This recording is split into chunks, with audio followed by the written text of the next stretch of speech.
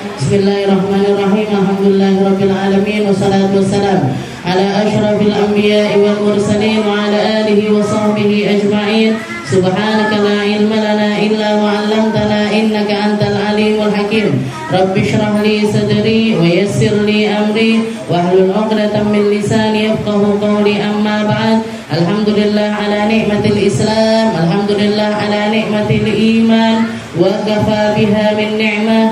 Alhamdulillah, segala puji bagi Allah Subhanahu wa taala yang senantiasa memberi kita nikmat Islam iman, yang senantiasa memberi kita nikmat sehat sempat, yang senantiasa menjadikan kita hamba-hamba yang di setiap hari-harinya, di setiap minggu-minggunya, di setiap bulan-bulannya dikasih kesempatan oleh Allah Subhanahu wa taala untuk senantiasa menyambungkan diri kita dengan perkara-perkara yang ketika kita berpegangan dengannya tidak akan pernah merasakan kesesatan, tidak akan pernah merasakan ketidakberdayaan, tidak akan pernah merasakan perasaan-perasaan putus asa yang menimpa hati-hati mereka-mereka yang jauh dari Allah Subhanahu wa taala, yang menimpa hati mereka-mereka yang tidak tahu kemana harus berjalan, kepada siapa harus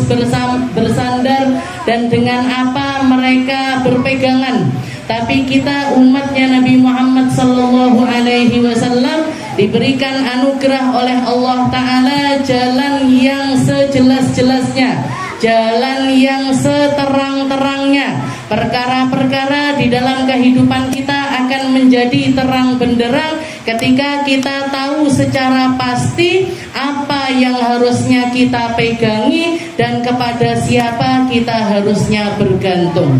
Tidak lain tidak bukan yaitu kepada Allah Subhanahu wa taala lewat syariatnya Nabi kita Nabi Muhammad sallallahu alaihi wasallam. Ketika kita tahu siapa penuntun kita di dunia, kita harus hidup macam apa, kita harus berpikir bagaimana, kita harus mengarah ke arah mana. Maka ketika kita tahu persis penuntun kita adalah Nabi Muhammad SAW, maka nggak ada satu masalah pun kecuali akan terpecahkan. Salah satu perkara yang menjadi rutinitas di kampung dalam niku ada banyak sekali bacaan maulid yang dibaca. Mungkin yang masyhur di antara panjenengan Maulid Tiba, Maulid Barzanji, Maulid. Kalau ini yang sekarang kita baca adalah Maulid yang terbaru mungkin karangan dari guru saya sendiri yaitu Al-Habib Umar bin Hafid. Tapi ada salah satu maulid yang dipakai sama orang-orang zaman dulu tapi mulai ditinggalkan sama orang-orang zaman sekarang, yaitu Maulid Azab. Setiap Jumat pagi niku di kampung dalam itu dibaca. Saya selalu ingat bait pertama yang diucapkan itu di dalam qasidah itu dikatakan kullu baitin anta sakinuhu laisa muhtajan ila suruji. Jadi katanya beliau sang pengarang Maulid Azab ini, beliau membuka kalimat-kalimat qasidahnya dengan perkataan kullu baitin anta sakinuh. Wahai Muhammad, wahai Nabi, setiap rumah yang engkau tinggali, yang engkau menetap di sana, yang engkau ada di dalamnya, laisa muhtajan ila suruji, maka rumah itu gak akan pernah butuh dengan yang namanya lampu.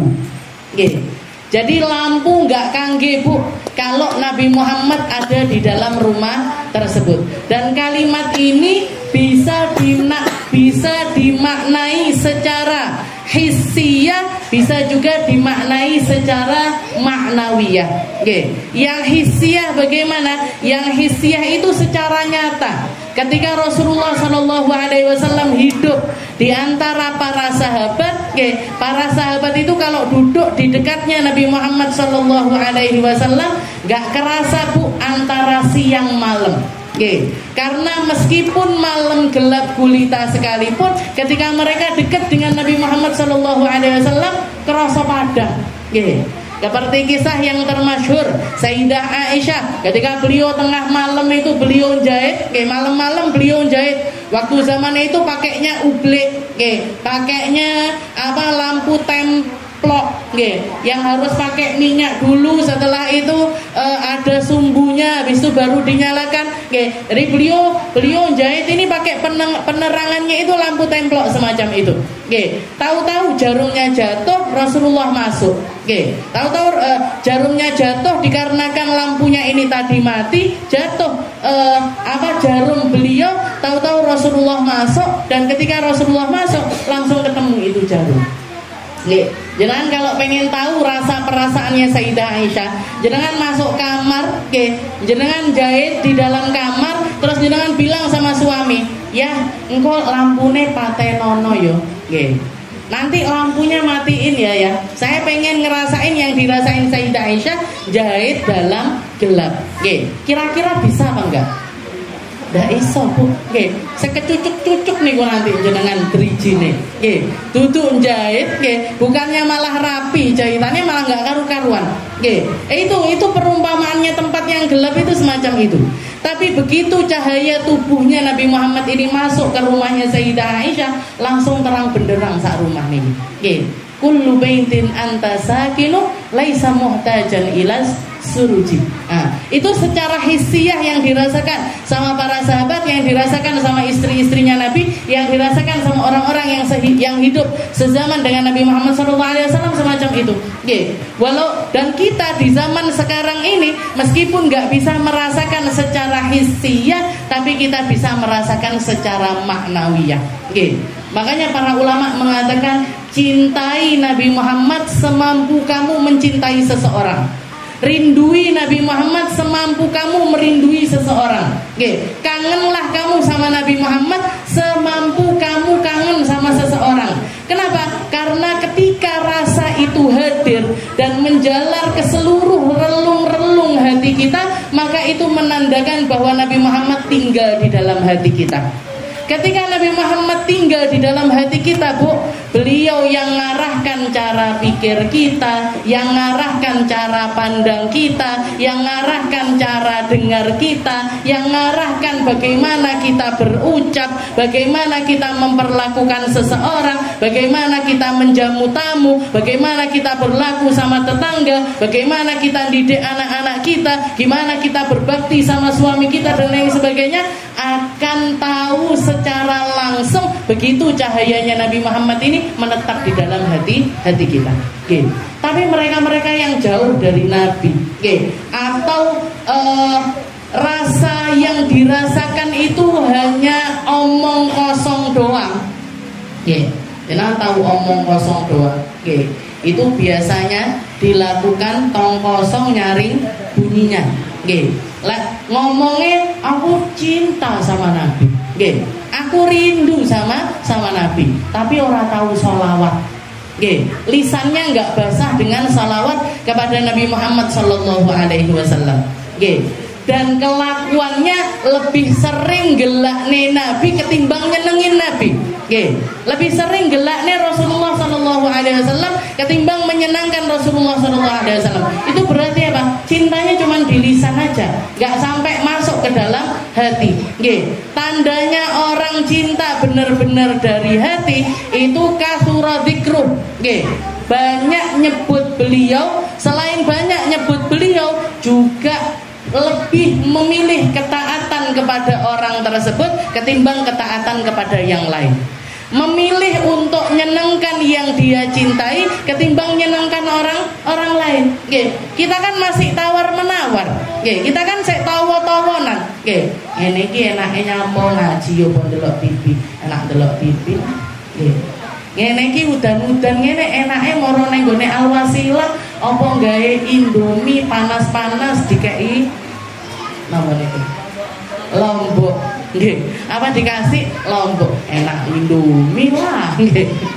Jadi yang namanya taat itu berat. Yang namanya taat itu berat. Tapi rasa berat ini akan menjadi sesuatu yang ringan ketika kita melakukannya untuk seseorang yang kita cintai. Dan itu yang sedang kita usahakan. Kita sedang berusaha untuk mencari cintanya Nabi Muhammad SAW lewat ketaatan-ketaatan yang dilakukan oleh Rasul. Oh, Rasulullah senangane sedekah, aku tak niru-niru sedekah. Oh, Rasulullah itu omongannya manis, gak seneng gelakne orang, gak suka bikin orang ini sakit hati. Aku tak niru, dikit-dikit lah, dikit-dikit tak nirukan apa yang menjadi kelakuannya Rasulullah SAW. Itu yang namanya bukti kecintaan kepada Rasulullah SAW. Mungkin kita semuanya jadi para pecinta. Mungkin kita semuanya diakui sebagai umatnya Rasulullah SAW, diakui sebagai orang-orang yang mengusahakan hati untuk mendapatkan diri Nabi di dalam hati kita masing-masing. Dan itu bisa terjadi ketika kita telaten, istiqomah, terus mencari dan berusaha melakukan perkara-perkara yang membuat hatinya Nabi Muhammad SAW itu senang. Dan satu lagi Bu, tidak ada sesuatu yang paling menyenangkan Rasulullah SAW dibandingkan ketika kita khidmah untuk umatnya Nabi. Kita ngewangi hajatnya umat, kita ngewangi orang-orang beriman, itu jalan paling cepat untuk nyari kecintaannya Nabi Muhammad SAW. Jadi jenengan aku pengen buktikan cintaku kepada Nabi. Lek sholat, poso, kemampuan kita terbatas untuk hal tersebut. Tapi kalau khidmah sama umat, ini yang ada di sekitaran kita ini peluangnya banyak sekali. Iki enek wong repot ngene dhewe ngewangi. Ada orang lagi sedih kita hibur, ada orang lagi sakit kita jenguk, ada orang lagi berduka kita hibur mereka, takziah. Itu adalah jalan tercepat untuk nyari cintanya Nabi Muhammad SAW.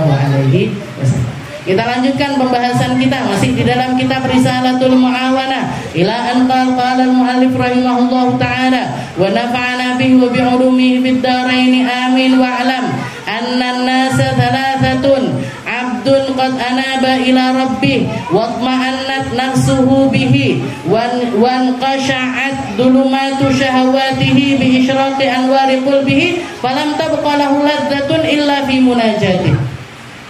Kalau minggu-minggu yang lalu kita bahas tentang rasa takut kita kepada Allah Ta'ala.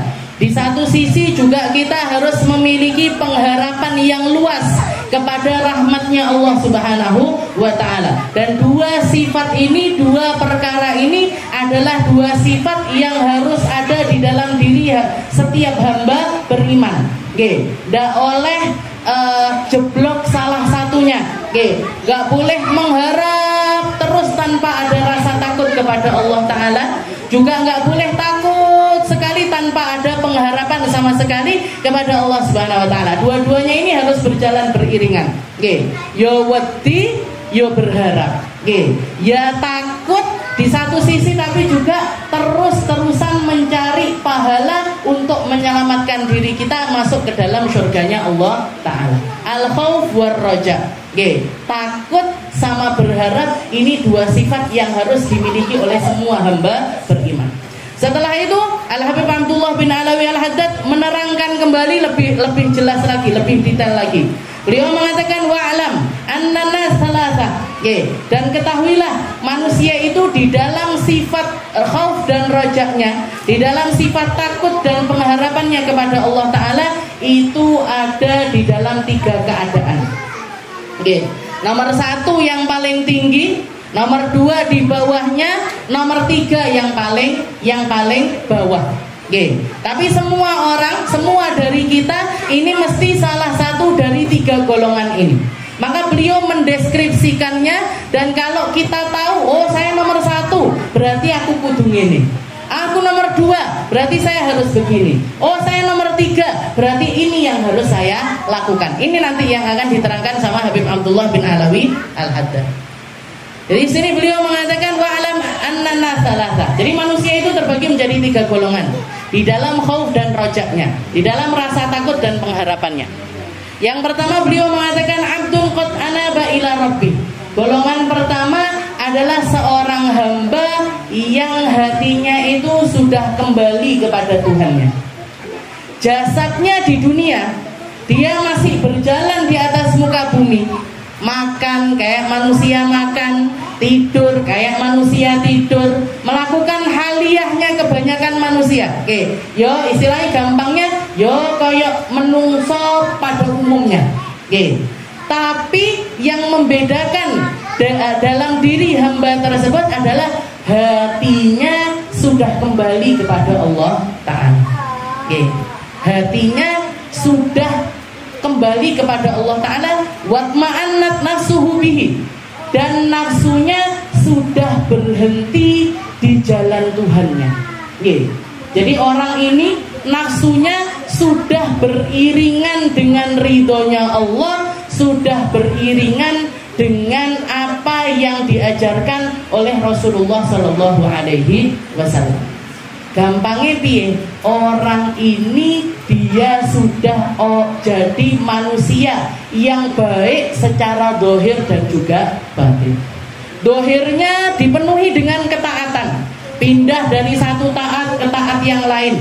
Oke, lek tengah wengi tangi bengi ngapain? Duduk delok bal. Oke, bukan nonton bola. Ngapain? Sholat tahajud. Oke, baru sholat tahajud nyapa? Ngaji. Bar ngaji nyapa? Moro masjid. Oke, ngapain? Sholat jamaah subuh di masjid. Habis itu ngapain? Nungguin isyraq. Oke, sampai matahari naik dia sholat isyraq. Habis itu ngapain? Ngenteni duha, nanti sholat duha. Habis itu ngapain? Kerja, nyari duit buat dia berbekal di dunia. Nggih, marai lombok yo panggah tuku kathek duit. Beras tukune nggih kathek duit. Nggih, jenengan datang ke pasar, Bu, duhaanku dino iki 8 rakaat lho. Mbok aku dikei beras. Payu napa mboten? Saged jenengan beli beras pakai rakaat duha bisa? Mboten saged. Nggih. Yang waktunya kerja ya kerja, yang waktunya sekolah ya sekolah, yang waktunya khidmah sama umat ya khidmah. Apa? Banyak di dalam kitab Bidayatul Hidayah itu ada bab yang bahas orang ngisi waktu antara pagi sampai siang ini ngapain aja, macam-macam. Oke, tapi mereka yang memang di makam sabab ya sudah di makam sabab aja. Yang kalau nggak kerja nggak dapat duit ya sudah kerja aja biar dapat duit, tapi niatnya bukan untuk kehidupan dunia, bukan untuk foya-foya di dunia, tapi untuk nyelengi akhiratnya. Oke, engko nyelengi titik tinggi apa? Tinggi ziarah wali songo. Oke, nyelengi titik tinggi apa? Tinggi korban Idul Adha. Ngapain nyelengi lagi? Buat ngapain? Muga-muga rezeki iso umroh. Oke. Nanti nyelengi lagi ngapain? Buat haji. Jadi kumplungnya reno-reno nang omahe. Nggih. Kumplung haji, kumplung umrah, kumplung ziarah wali songo, kumplung nang omahe. Nggih. Reno-reno nggih to. Sedekah subuh ini, sedekah subuh ini, sedekah. Nah, ini orang-orang yang dohirnya itu sudah dipenuhi dengan kebaikan. Tapi bukan cuma dohirnya aja, tapi watma'annat nafsuhu bih. Jiwanya pun, nafsunya pun juga tunduk tentang perkara tersebut. Wes sudah mikir maksiat neh, sudah nggak pikir nyakitin orang lagi, nggak. Dendam hilang dari hatinya, hasud hilang dari hatinya, sombong hilang dari hatinya. Jadi hatinya ini qad anaba ila rabbi, sudah pulang dulu kepada Tuhannya sebelum badannya ini pulang kepada Tuhannya. Oke, dan ini hakikatnya orang hidup ini seperti ini. Oke, orang yang sebenar-benarnya hidup ini seperti ini. Makanya di dalam salah satu hadis Nabi Muhammad mengatakan, "Matsalul ladzina yadhkurullah wal ladzina la yadhkurullah kamatsalil hayy wal mayyit." Katanya Nabi, permisalannya orang yang ingat Allah sama orang yang enggak ingat Allah itu kayak orang hidup sama mati. Oke. Orang yang hatinya nyambung kepada Allah Ta'ala, itu mereka hidup dengan sebenar-benarnya hidup.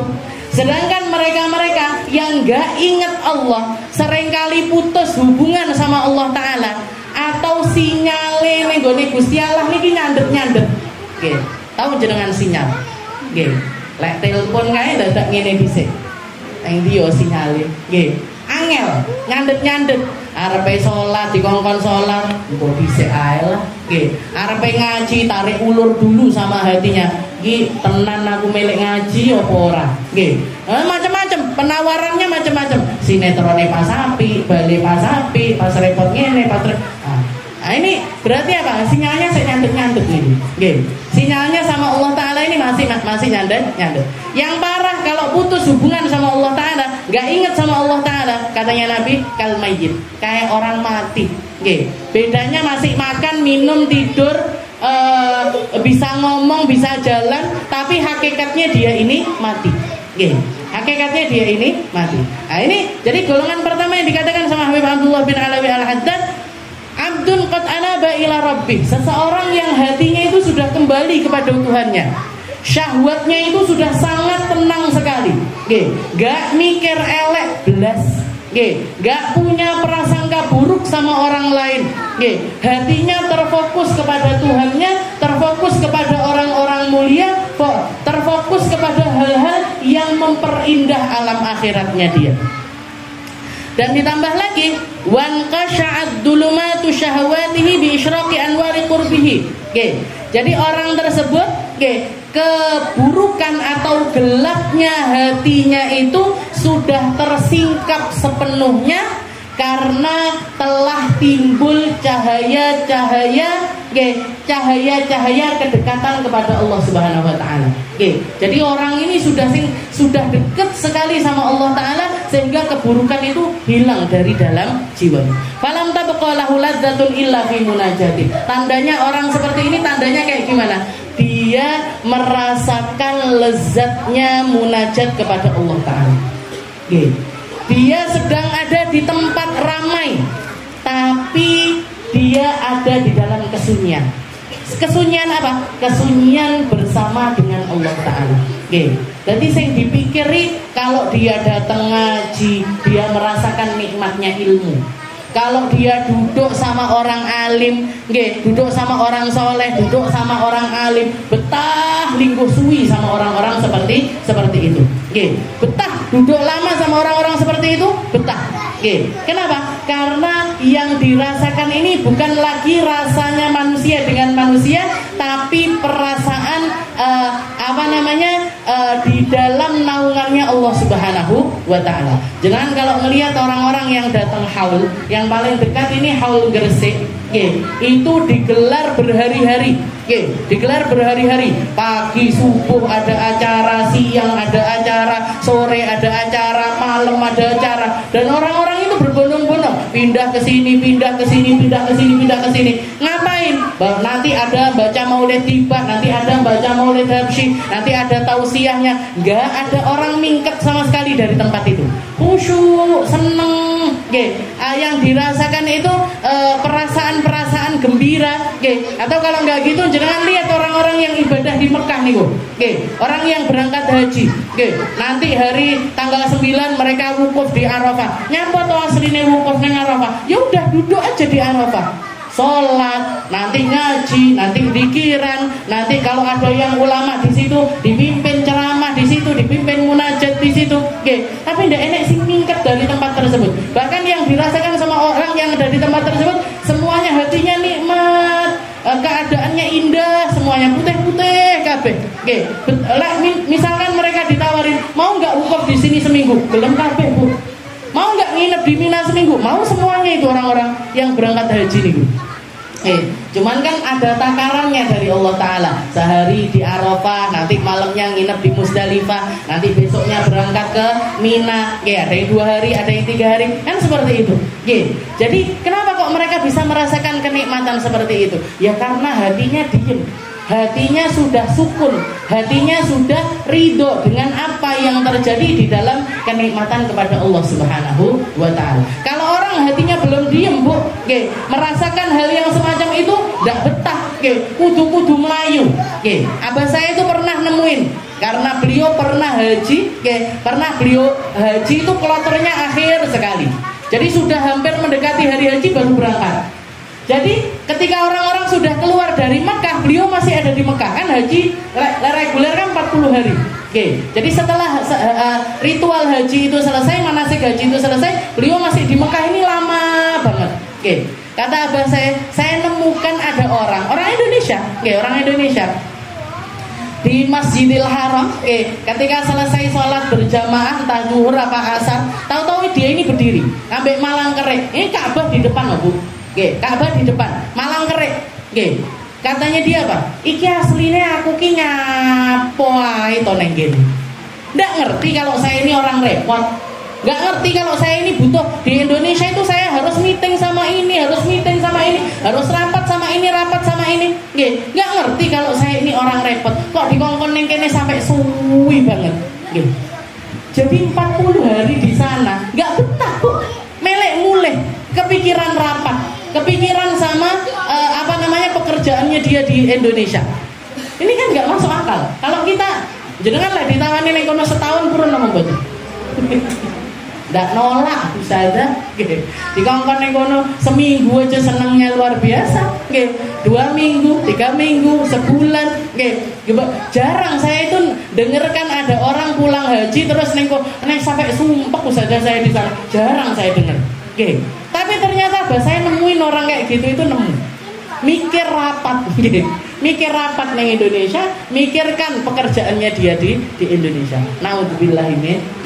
Nah ini orang berarti apa? Yang masalah imannya dia, yang masalah imannya orang tersebut. Jadi dikatakan falam tabaqalahu ladzah illa fi munajati. Maka yang dia rasakan adalah kelezatan munajat kepada Allah Subhanahu wa taala. Wala raha illa fi muamalati. Dan senangnya dia, betahnya dia, gembiranya dia, letaknya ada di dalam muamalahnya dia kepada Allah Subhanahu wa taala. Lek dijak ngaji ngene seneng. Lek dijak ziarah seneng. Kayak orang iman itu gampang banget. Nyenenginnya itu gampang. Bu, ayo Bu, budal teng pundi saja ziarah teng Boro kayak dulu itu. Abah saya paling sampai di rumah itu yang dipuji-puji orang-orang Al-Wasilah. Aku seneng delok ibu-ibu Al-Wasilah. Manut dampyak teng pundi Bu? Meresani onto Beb. Meresani onto bareng-bareng. Numpak Bu, mboten delok tok. Delok onto wis seneng. Nanti delok kuda wis seneng. Nah, orang iman itu kayak gitu, disenenginya gampang. Wala raha illa fi muamalati. Jadi enggak ada rasa rehat di dalam hatinya kecuali di dalam muamalahnya kepada Allah taala. Jadi istirahatnya itu di dalam ibadah. Istirahatnya itu di dalam ketaatan kepada Allah Ta'ala. Wasara raja'u syauqan wa mahabbatan. Maka yang terjadi, yang keluar dari orang ini tadi, dari hamba yang semacam ini, ketika dia memiliki rasa roja, ketika dia memiliki pengharapan kepada Allah Ta'ala, pengharapannya itu berubah bentuk menjadi kerinduan dan kecintaan kepada Allah Subhanahu wa taala. Rindunya kepada Allah, rindunya kepada Rasulullah, rindunya kepada orang-orang baik. Juga bukan cuma pindah dari kerinduan, tak berubah menjadi kerinduan, malah ditambah lagi, dan rojaknya ini berubah menjadi kecintaan kepada Allah Subhanahu wa taala. Dan hamba iman kalau sudah cinta kepada Allah Ta'ala, yaf'alul ajaib. Ini rasa cintanya ini bisa melakukan perkara-perkara yang ajaib. Bisa melakukan sesuatu yang di luar nalar, di luar logikanya manusia. Saya pernah diceritani abah saya, beliau ngobrol sama Habib Quresh Baharun. Jangan tahu Habib Quresh Baharun itu mantune Habib Mustafa. Putranya guru saya Habib Qasim Baharun. Jadi Habib Quresh itu putranya Habib Qasim. Habib Qasim itu dulu ngajar saya tafsir. Beliau dakwahnya di Cirebon sana. Dekat, ya nggak dekat banget sama pondoknya Buya Yahya, tapi masih area situ, Kuningan, daerah Kuningan. Beliau itu Habib Quresh itu pernah cerita, mungkin juga saya pernah cerita sama panjenengan kisah ini. Beliau ketika sekolah di Hadramut itu beberapa kali, karena kalau anak putra itu kan boleh keluar-keluar, keluar-keluar pondok itu boleh. Beliau itu pernah beberapa kali itu keluar pondok, terutama kalau Ramadan atau hari-hari libur seperti itu, hari libur sekolah, itu beliau keluar pondok, sholat di satu masjid. Dari beberapa hari itu beliau sholat di satu masjid. Dan yang dilihat sama beliau ini ada satu orang, belum tua, enggak tuh, bukan orang tua sekali enggak, ya masih muda. Mungkin umurnya 30 sampai 40 tahun. Tapi enggak muda sekali. Dilihat katanya Habib Quraisy orang ini, saya itu iktikaf sepanjang malam di tempat tersebut. Tapi orang iktikaf pada umumnya itu biasanya yo ngaji, yo sholat, yo turu, ya tidur. Bahkan durasi tidurnya itu biasanya lebih lama daripada ngaji. Jenengan lek ngaji setengah jam kuat, sak jam, wes keliru-keliru biasanya. Dhuwur dadi ngisor, ki mangkok balik neh, motone wis sepet, motone wis sepet, wis angop terus. Ngaji 1 jam ini rata-rata orang kayak gitu.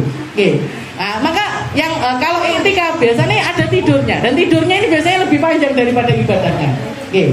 Tapi katanya Habib Quraisy, saya itu melihat orang ini tadi, saya iktikaf di masjid, kok ngeletak kebangun dilihat masih sholat, ngeletak aneh kebangun lagi masih sholat, ngeletak lagi kebangun lagi masih sholat, sampai menjelang subuh orang ini sholat terus sampai subuh.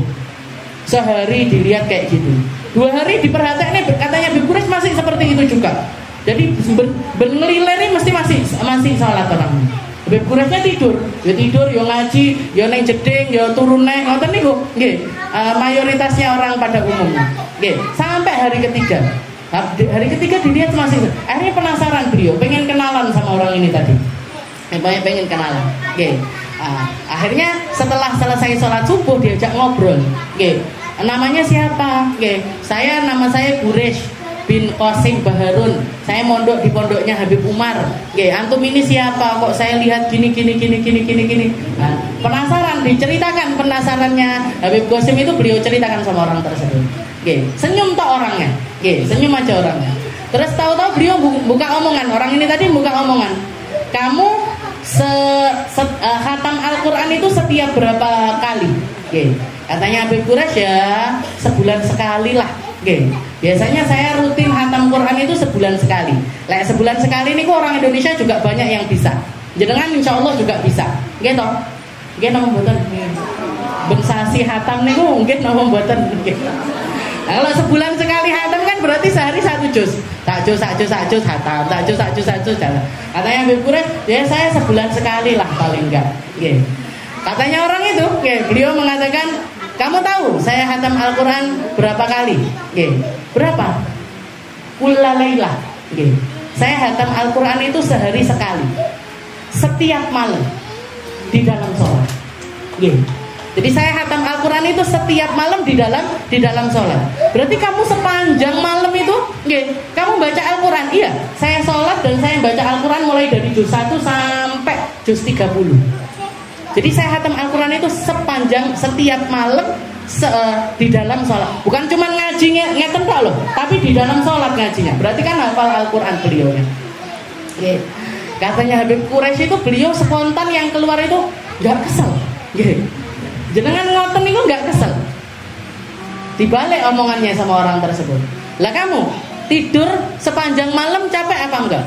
Ya enggak. Ya udah, kamu istirahatmu di dalam tidurmu, saya istirahat saya di dalam sholat saya, di dalam bacaan Al-Quran saya. Jadi orang iman ini nih, seperti yang dikatakan sama Habib Abdullah, fasara raja'uhu syauqan wa mahabbatan. Orang yang semacam ini Bu, yang hatinya sudah tenang, sudah kembali kepada Allah Ta'ala, berubah rojaknya dia, pengharapannya dia kepada Allah Ta'ala berubah bentuk. Jadi apa? Menjadi kerinduan, menjadi kecintaan. Kepada siapa? Kepada Allah dan juga kepada Rasulnya. Dan orang kalau sudah benar-benar cinta sama Allah Ta'ala, ya fa'alul ajaib. Cinta ini bisa melakukan perkara yang gak bisa dilakukan orang pada umumnya. Jadi cinta ini mampu melakukan sesuatu yang di luar nalar manusia pada umumnya. Kayak orang ini tadi, adewe mikir netoke kesel, salat, sewengi maca Al-Quran, mikir tok wis kesel. Berarti apa? Ya wis, duduk makome dereng, bukan dudu insyaallah belum ada di makom tersebut rasa-rasa hati kita kepada Allah. Wa khaufu ta'diman wa haibah. Dan rasa takutnya dia berubah menjadi pengagungan kepada Allah Ta'ala dan kewibawaan yang luar biasa di hadapan Allah Ta'ala. Makanya orang semakin berilmu semakin takut. Semakin kenal sama Allah Ta'ala, semakin takutnya luar biasa kepada Allah Subhanahu wa Ta'ala. Dan manusia paling takut di atas muka bumi ini adalah Nabi kita, Nabi Muhammad Sallallahu Alaihi Wasallam. Wa abdun, ini tadi hamba yang pertama, golongan yang pertama. Setelah itu golongan yang kedua dikatakan wa abdun la ya'man ala nafsihi minat taqa'ud anil ma'murat warukun ilal mahdurat. Setelah itu golongan yang kedua, ada hamba-hamba yang layak man ala nafsi, yang dia sendiri belum merasa aman dengan nafsunya. Orang-orang yang harus lebih sering mencurigai dirinya sendiri, bukan mencurigai orang lain. Jadi orang-orang yang layak man ala nafsihi anitaqa'ud anil makmurat. Jadi orang ini hatinya belum tunduk patuh 100% dengan perintah-perintahnya Allah Ta'ala. Seringkali tarik ulur, masih seringkali nyang-nyangan. Kayak tadi yang saya bilang, benar ngibadah nyang-nyangan. Duhaan loro apa papat yo seluruh ae lah. Papat apa 6 yo papat ae lah. 6 arep sedekah 10.000 apa 5.000 5.000 ae lah. 50.000 apa 100.000 50 ae lah. Jadi masih ngaten niku, sik tarik ulur sama nafsunya, sama dirinya terhadap perintah-perintah Allah Ta'ala, sama iming-iming surga itu masih tarik ulur seperti itu. Warukun ilal mahdurat, mau melakukan kemaksiatan juga gitu. Mek ngene tok mosok dosa. Mek ngelokne titik mosok. Ngoten niku nggih. Jadi sama mukhalafah nggih, sama perkara-perkara yang membahayakan, yang bikin orang itu diancam azab sama Allah Ta'ala, diancam masuk ke dalam nerakanya Allah Ta'ala. Ini juga masih seringkali lalai di dalam hal tersebut. Jadi lek koncone nganan yo nganan, lek koncone ngiri yo ngiri. Jadi lek dijak apik yo melok apik biasane. Orang kayak gini nih biasanya kalau ada yang ngajak kebaikan dia ikut baik. Tapi lek enek sing ngejak elek-elek yo melok dia. Yo rono yo rene. Iki kayaknya awake dhewe kabeh. Buktinya napa? Buktinya jenengan guyu kabeh. Nggih sadaya ngoten niku, awake dhewe ngoten niku. Nggih, dijak melok selawatan yo melok, nggih, dijak dangdutan kadang-kadang yo melok sadaya. Sik melok, sik melukan, nggih. Warukun ilal mahdura. Walladzi yanbaghi li hadzal 'abad istiwa'ul khauf war raja. Orang kayak gini yang harus dilakukan apa? Nggih. Orang kayak gini yang harus dilakukan apa? Dia harus sering-sering menyamakan antara khauf dan rojanya. Harus sering-sering diseimbangkan. Maksudnya gimana? Kalau lagi kalau dia itu agak ke kiri, kudu ndang-ndang dibaliknya. Harus sering-sering mengingatkan dirinya sendiri. Maksudnya gimana?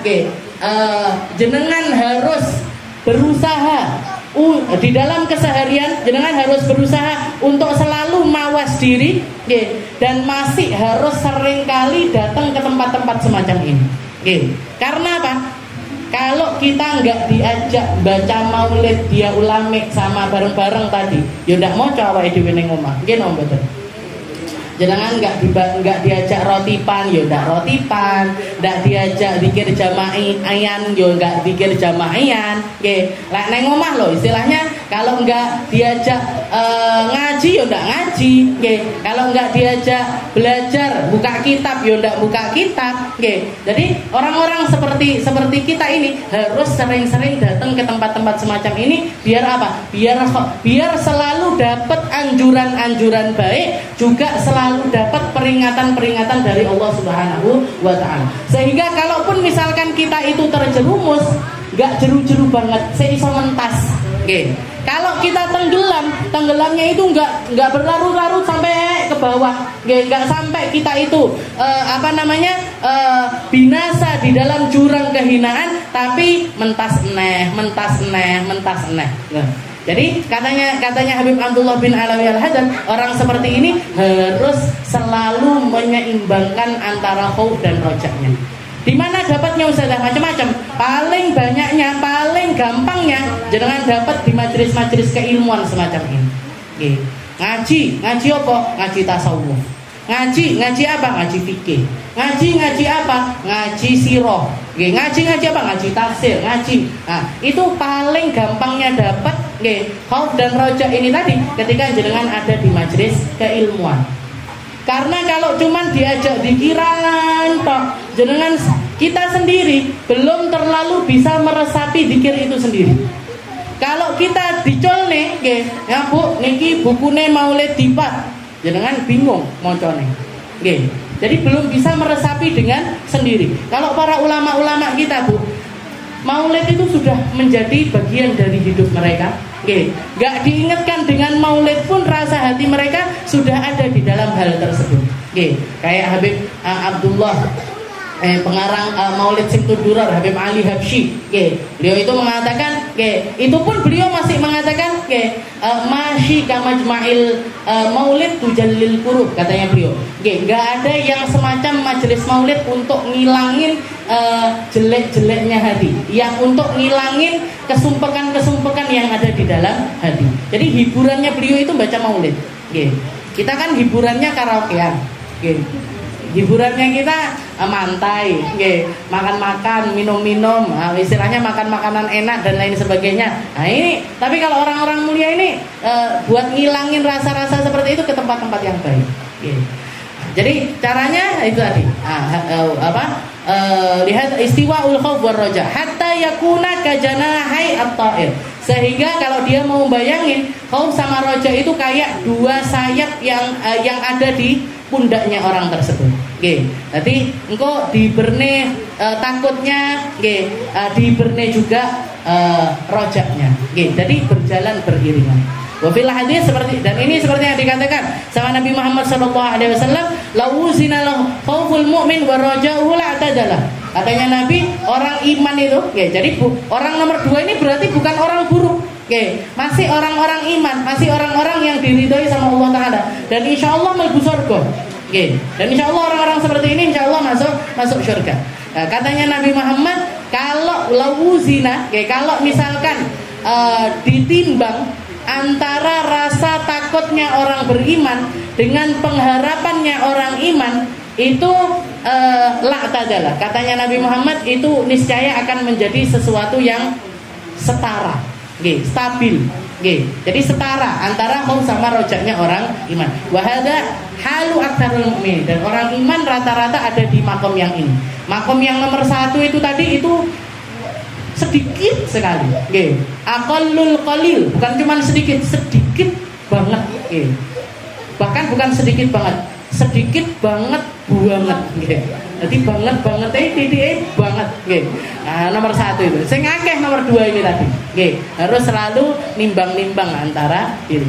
Dan Sayyidina Umar bin Khattab juga pernah mengatakan, katanya Sayyidina Umar, kalau misalkan di padang mahsyar itu ada teriakan atau ada panggilan, misalkan panggilannya itu mengatakan seperti ini, semua orang masuk surga kecuali satu. Semua orang masuk surga kecuali satu orang. Katanya Sayyidina Umar, maka yang satu itu saya yakin adalah saya. Semua orang masuk surga kecuali satu orang. Maka saya yakin yang satu itu saya. Begitu juga kalau ada panggilan semua orang masuk neraka kecuali satu. Kecuali satu orang. Maka saya juga yakin itu adalah saya. Paham nggak betul jenengan? Jadi katanya Sayyidina Umar, kalau di padang mahsyar itu ada yang ada panggilan semua orang masuk surga kecuali satu orang, berarti yang satu orang ini mlebu neraka. Katanya Sayyidina Umar, itu yang masuk neraka itu saya. Karena beliau menganggap dosanya beliau memantaskan dirinya untuk masuk ke dalam neraka. Tapi di satu sisi kalau misalkan ada panggilan semua orang masuk neraka kecuali satu. Katanya Sayyidina Umar, saya yakin yang satu itu juga saya. Karena saya berharap di satu sisi saya juga punya kebaikan, dan insya Allah kebaikan ini juga akan bawa saya ke dalam surga. Jadi istilah berarti apa? Stabil. Antara takutnya sama pengharapannya itu benar-benar ada di taraf yang sama. Ya wedi karo Gusti Allah, tapi juga berharap dengan surganya Allah Subhanahu wa taala.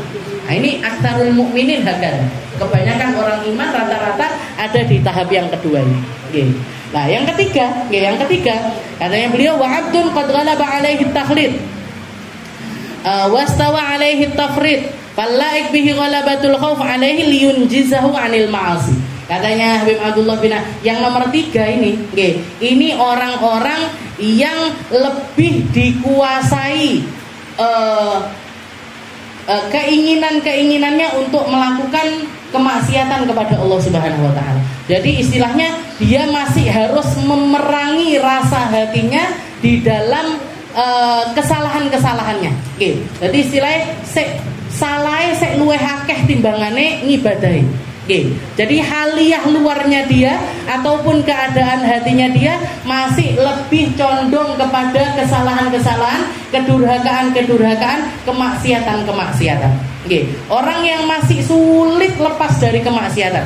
Ya Allah, saya itu pengen ngomong apik, tapi kok panggah elek terus sing metu.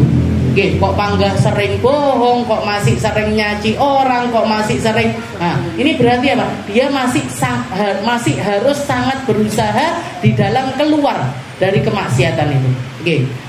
Wastaula alaihi tafrid. Jadi masih sering melampaui batas di dalam dosa-dosanya. Nah, maka dikatakan orang yang semacam ini fallaik bihi ghalabatul khauf. Orang yang semacam ini yang harus diunggulkan adalah rasa takutnya dia kepada Allah Ta'ala. Gak apa-apa, akeh-akeh moco tentang neraka gak apa-apa. Sering-sering dengarkan sesuatu yang bikin dirinya takut ini harus sering-sering mengusahakan diri untuk menangisi dosa-dosanya, harus sering-sering orang semacam ini. Fala ikbi ghalabatul khauf alaihi, biar apa? Liyunjizahu anil ma'asi, biar dia bisa keluar 100% dari maksiat tersebut. Illa indal maut. Orang semacam ini kecuali, jadi harus diperbanyak takutnya sama Allah Ta'ala, kecuali kalau dia sudah ada di ambang kematian. Rekwes sekarang, orang yang masih banyak maksiat ini tadi, kalau dia sudah hampir meninggal dunia, maka illa indal maut fayam bagi ayakuna roja'u, harus diperbanyak untuk mengingat husnudon sama Allah Ta'ala, untuk mendapatkan pengharapan kepada Allah Ta'ala. Ala qauli alaihi salatu wasalam, karena Nabi Muhammad sallallahu alaihi wasallam pernah mengatakan la yamutanna ahadukum illa wa huwa yuhsinudzon billah. Jangan kalian mati, jangan salah satu di antara kalian ini meninggal dunia kecuali dalam keadaan berhusnudon sama Allah Ta'ala. Dikai sakit misalkan, orang sakit itu kan harus sabar, dan banyak orang sakit itu nggak bisa sabar itu banyak. Maka keluarganya ini yang paling harus dilakukan adalah bikin dia termotivasi untuk terus husnudon sama Allah Ta'ala. Gak popo lorone insya Allah jadi penghapus dosa, insya Allah sakitnya akan membuat naik derajatnya, insya Allah sakitnya bikin kamu dibersihkan dari kesalahan-kesalahan, yang baik persangkanya sama Allah Ta'ala, yang baik hatinya sama Allah Ta'ala.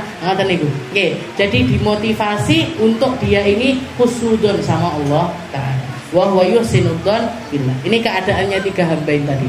Yang nomor 1 yang sudah stabil, ini wong apik-apik nih, orang bagus-bagus, yang seperti yang dijanjikan sama Allah Ta'ala, innal abrar lafi illiyin, orang baik-baik itu nanti di surga yang tertinggi, alal araik, mereka akan menikmati surga. Nah, ini golongan orang-orang ini, orang-orang bir yang hidupnya itu pindah dari satu kebaikan ke kebaikan yang lain, pindah dari satu kebaikan ke kebaikan yang lain. Nah, ini orang-orang baik nomor 1. Kita berusaha menuju ke situ. Tapi mayoritas mayoritas orang di nomor 2. Nggih, saya kudu harus nyetabilkan diri. Nggih, kadang wedi, kadang yo senang, kadang yang wedi, kadang yang senang. Nah, ini nomor 2. Nah, nomor 3, kalau kita ada di nomor 3, maksiat kok angel banget Ustazah metu keluar dari maksiat. Nah, ini yang harus dicondongkan, jangan rojaknya tapi khaufnya. Nggih, jangan dikasih pengharapan-pengharapan. Enggak apa-apa, insyaallah mlebu surga ra salat ritek, yang penting insyaallah mlebu surga. Kondi. Nggih. Enggak usah puasa Ramadan ritek, mlebu surga kan sudah syahadat. Nah, enggak bisa. Nggih, orang-orang kayak gini harus ditakut-takuti. Nggih, harus ditakut-takuti biar dia keluar dari maksiatnya, biar dia ini dapat pengampunan dari Allah Taala. Kecuali ketika mereka diambang kematian. Kalau sudah diambang kematian, maka yang dimotivasikan adalah biar dia ini rojaknya yang unggul, pengharapannya sama Allah Ta'ala. Allah Ta'ala Maha Rahman, Allah Ta'ala Maha Rahim, insya Allah diampuni semuanya sama Allah Ta'ala. Nah, itu yang harus dilakukan. Nah, tinggal kita ngoreksi diri kita ada di mana ini. Oke, nomor 1 kah? Oke, nomor 1, alhamdulillah. Oke, kalau nomor 2, ayo berusaha untuk jadi nomor 1. Kalau masih ada di nomor 3, ayo berusaha untuk jadi nomor 2. Oke, naik level. Oke, jadi biar nggak stuck di situ, biar nggak diem di tempat, tapi haliyahnya kita, keadaan hati kita semakin naik dan semakin naik di sisi Allah Subhanahu wa Ta'ala. Mungkin dimampukan, mungkin dibisarkan, mungkin diangkat derajat kita lewat semua apa yang kita lakukan, menjadi penyebab kita diampuni, menjadi penyebab kita diridhoi, menjadi penyebab kita dirahmati, menjadi penyebab kita disyafaati sama Nabi kita Nabi Muhammad SAW.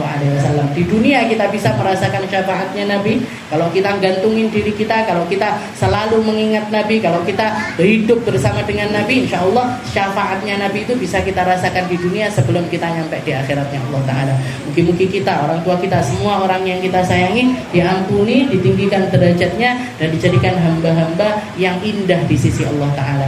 Ala hadhihi niyah wa ala kulli niyatin salihah wa ila hadratin Nabi Muhammad sallallahu alaihi wasallam bisirril